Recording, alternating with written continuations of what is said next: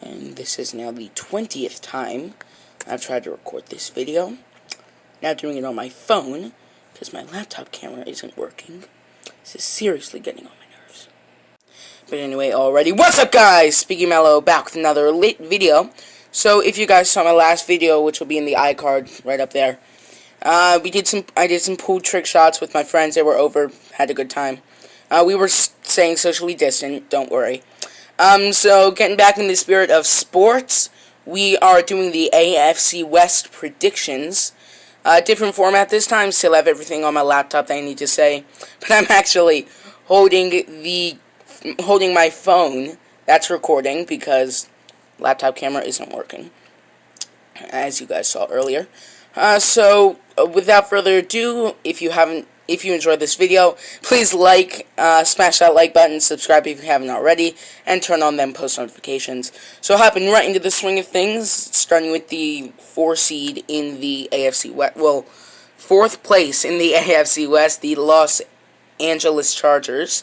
They traded Russell Okung to the Panthers and got back a guard, Trey Turner. There's also a Trey Turner in the MLB on the Nationals, fun fact.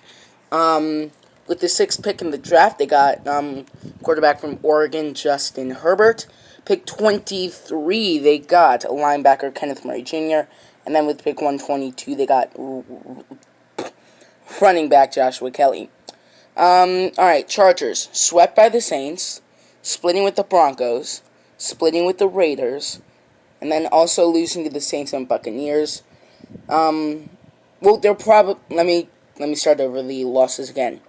Swept by the Chiefs, splitting with the Broncos, then losing to the Saints and Buccaneers, puts them at 11-5. Yeah, not that good. They could also lose the second game to the Broncos. They'll split with the Raiders and then lose to the Bills. That puts them at 8-8, right where I see them for this season. Big step up. 3 bigs there, because last season, I believe they went 5-11, looking it up. Give me a sec. Standings, Jesus. So hard typing with one-handed. The Chargers. 5-11. Hey, look at that. It's finally around the prediction. So yeah, a big 3 bigs step up from last season. So now I'm balancing the camera on something because it hurt my shoulder balancing it. Just holding it. So, moving on to the Las Vegas Raiders. That's a new one.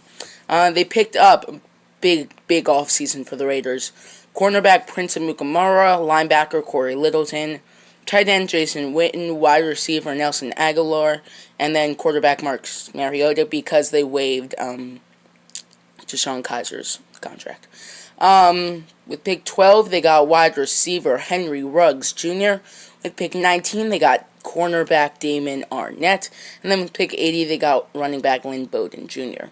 So, alright, moving on to the Raiders. Why am I moving on? Jeez. Moving on to the Raiders' losses. Swept by the Chiefs. Split with the Broncos. Then the Saints and Buccaneers. And then splitting with the Chargers.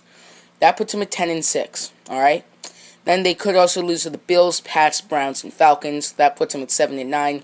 Realistically, I see them going 8-8.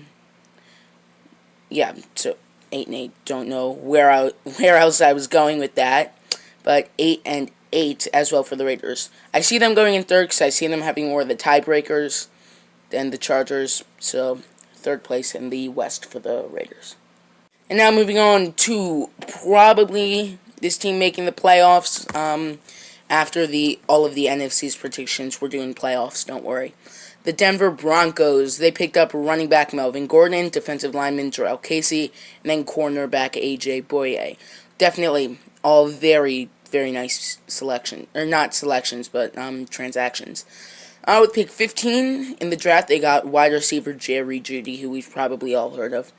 With pick 46, they got a 2nd wide receiver, K.J. Hamler. And then, I don't know, I doubt I'm pronouncing this right, so at the top of the screen I'm putting the spelling. With pick 77, they got Michael Ojemudia. Definitely didn't pronounce that right, a cornerback. Alright, Broncos. Splitting with the Chiefs, splitting with the Raiders, splitting with the Chargers. Alright? That's 3. Then they also lose to the Saints, Buccaneers, Titans. That puts them at 10-6.